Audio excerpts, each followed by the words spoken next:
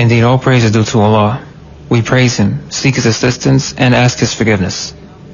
We seek refuge with Allah from the evils of our own souls and from the evil results of our actions. If Allah guides someone, none can lead that person astray. And if Allah leaves someone to stray, none can guide him.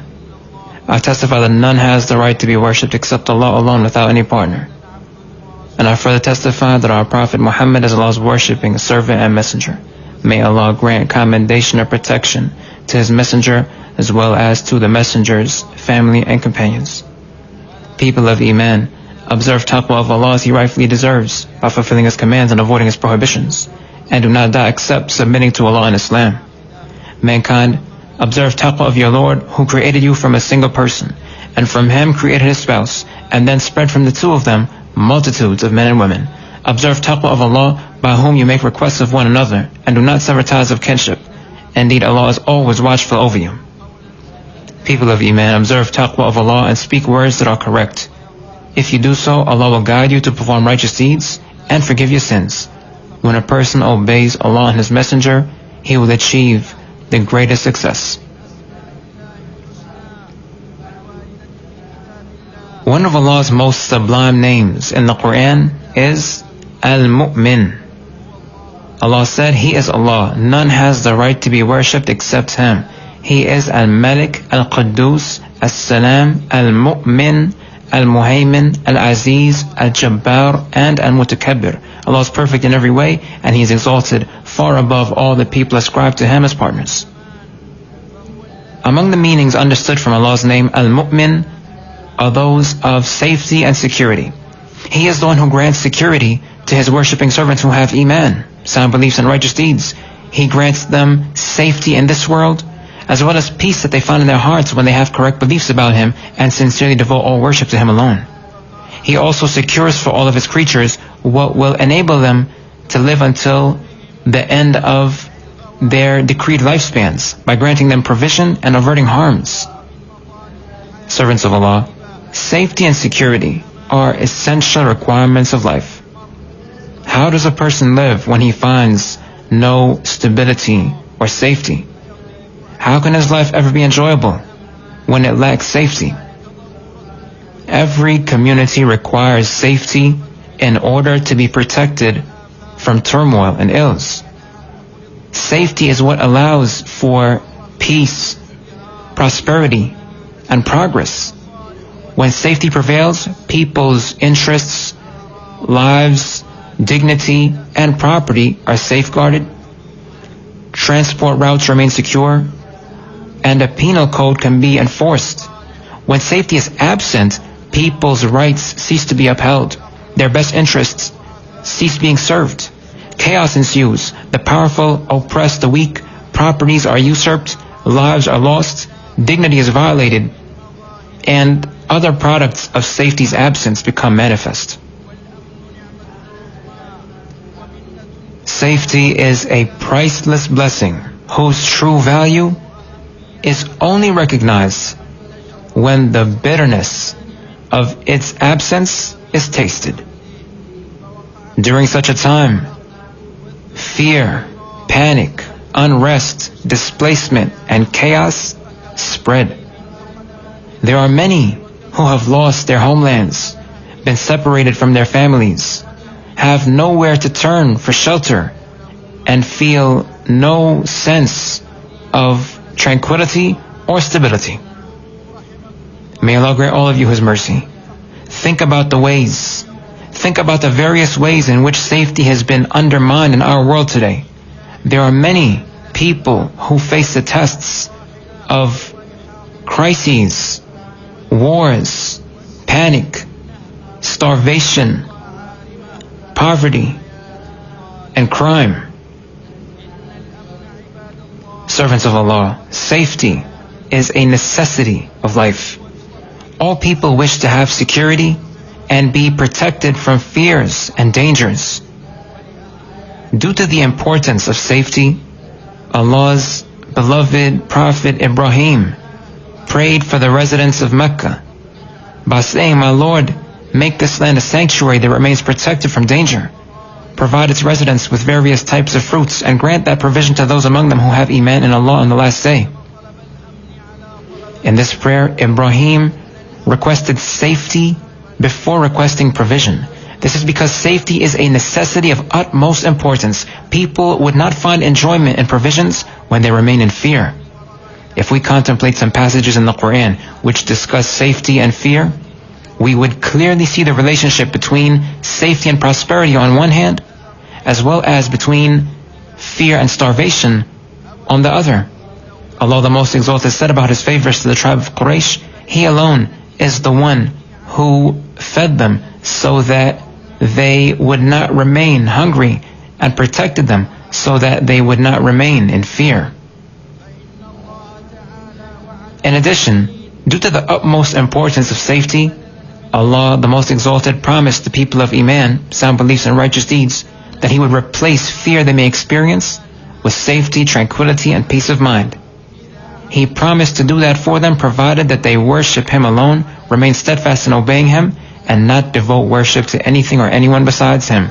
Allah the Most Exalted said, Allah has promised those among you who have Iman and perform righteous deeds that He will certainly grant them successive authority upon the earth as He granted succession to those before them.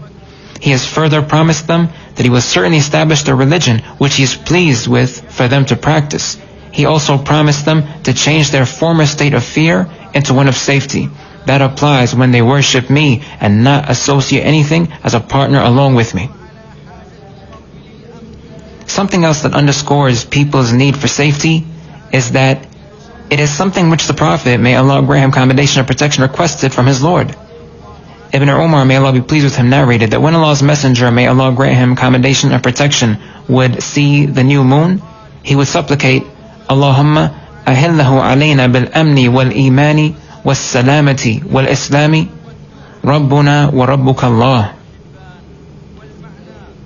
It means, O Allah, let our sighting of the crescent be accompanied by safety and Iman, as well as protection and submission to You in Islam. The Lord of both myself and you, the moon, is Allah. In another supplication, the Prophet, may Allah grant him commendation and protection, used to say, Allahumma astur awrati wa amin rawati. O Allah, conceal my faults and calm my fears. My dear brothers, the presence of safety is something that all peoples and societies aim to achieve. Allah reminded the people of Saba about the blessing of security which they enjoyed as they journeyed between their towns. He said, you may travel throughout them safely, both by night and day. Allah, who is perfect in every way, also reminded the people of Quraysh about the blessing of security.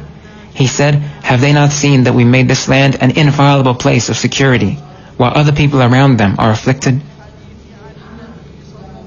Additionally, the Prophet, may Allah grant him commendation and protection, said, if someone reaches the morning with his family and dwelling safe, his health intact, and possessing his provision for that day, it is as though everything in the world was gathered and given to him.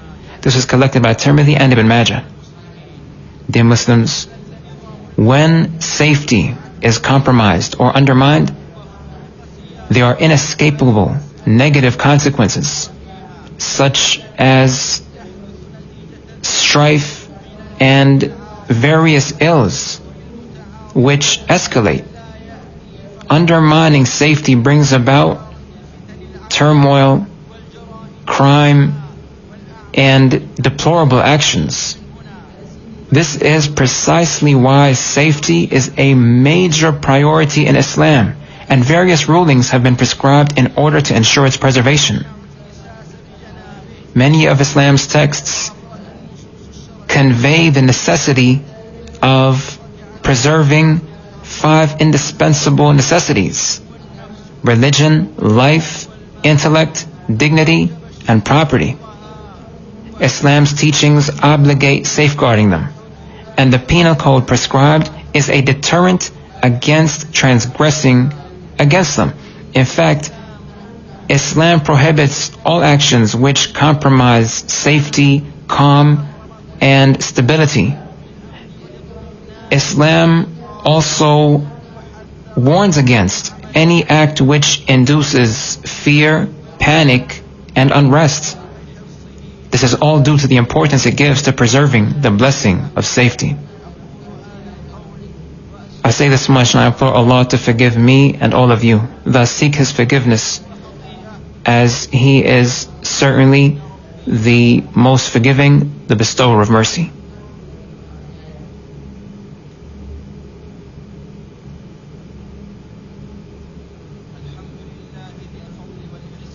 All praise is due to Allah. He is the owner of all favor and bounty. I bear witness that none has the right to be worshipped except Allah alone, without any partner. And I bear witness that Muhammad is Allah's worshipping servant and messenger. May Allah grant His commendation and protection to His messenger, as well as the messenger's family and companions, and all who continue to follow their path until the day of recompense. Servants of Allah, an individual whose Iman is genuine would not be pleased when any lands of Islam are affected by ills, let alone the land of the two sacred mosques. Such an individual would stand against anyone who seeks to undermine their values, compromise their foundational principles, spread chaos throughout them, or support anyone who seeks to do away with their stability and safety. There is nothing strange about this. Preserving safety in our society is an act of worship by which we seek nearness to Allah, the Almighty and Most Exalted. And it is a duty that we all share. Thus, it is necessary to consolidate efforts against those who aim to undermine the safety of Allah's servants and their lands, and against all calls which seek to compromise security and stability. Life does not bring enjoyment when safety is absent, and property does not bring happiness when stability is lacking. Allah, the Almighty and Most Majestic, has granted His servants very many blessings and prescribed for them a number of duties. Part of that is Him blessing them with safety, which they bear the duty of preserving, working towards its longevity, and not violating it or eliminating the priceless fruits that it produces. Dear Muslims, there is no doubt that individuals who work to spread panic among the people of Islam, undermine their safety, or sabotage their financial interests do things that are among the greatest forms of causing corruption in our world.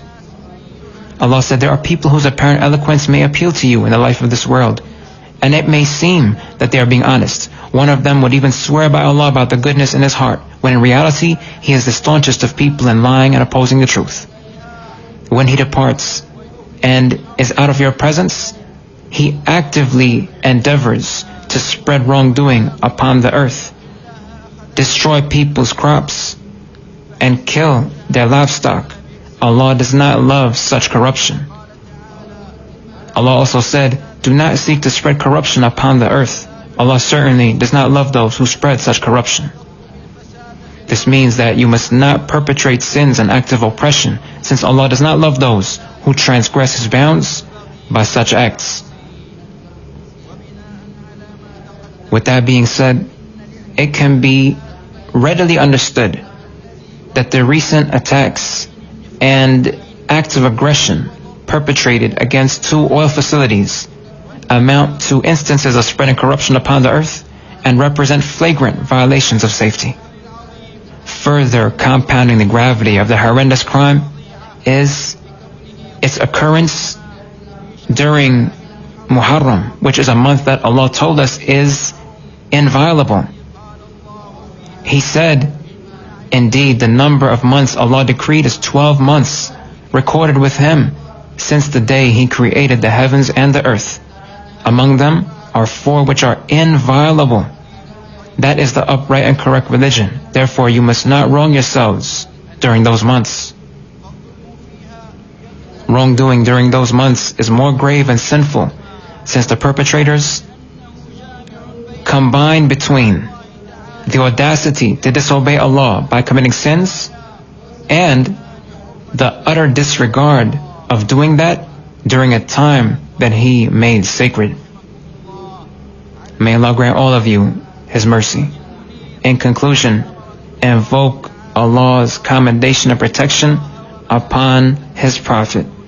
Allah instructed us to do so when He said, indeed Allah grants His commendation to the Prophet, and the angels invoke Allah to grant him even further commendation. People of Iman invoke Allah to grant the Prophet commendation and grant him protection as well. O Allah, grant your commendation to Muhammad and the family of Muhammad, just as you granted commendation to Ibrahim and the family of Ibrahim. Indeed, you are most praiseworthy, most glorious. O Allah, grant blessings to Muhammad and the family of Muhammad, just as you blessed Ibrahim and the family of Ibrahim. Indeed, you are most praiseworthy, most glorious. O Allah, grant strength to Islam and the Muslims. O Allah, grant your support to the people who submit to you in Islam. O Allah, we beseech you to protect us from the plots and schemes of those who are hostile. O Allah, we call upon you to return their schemes against themselves. O Allah, we seek refuge with you from all who seek to spread chaos and destruction. O Allah, we call upon you to protect our lands and grant us well-being. O Allah, make our lands and all lands of Muslims ones that are tranquil and prosperous. O Allah, grant us safety in our lands and make our leaders righteous individuals. Guide them to all that produces good for people and their lands. O Allah, Lord of all creation, guide our leader to all that you love and are pleased with. O Allah, guide our leader to all words and deeds that please you. O Allah, direct him so that he does all that you love. O Allah, grant your support to our brothers who struggle in your path and our brothers who guard our borders. O Allah, keep them steadfast and grant them determination. O Allah, you are the one upon whom we call. Servants of Allah, remember that Allah instructs you to do all that is good and correct, and He warns you against all that is evil and blameworthy. Remain mindful of Allah at all times, and remember that He always has complete knowledge of everything that you do.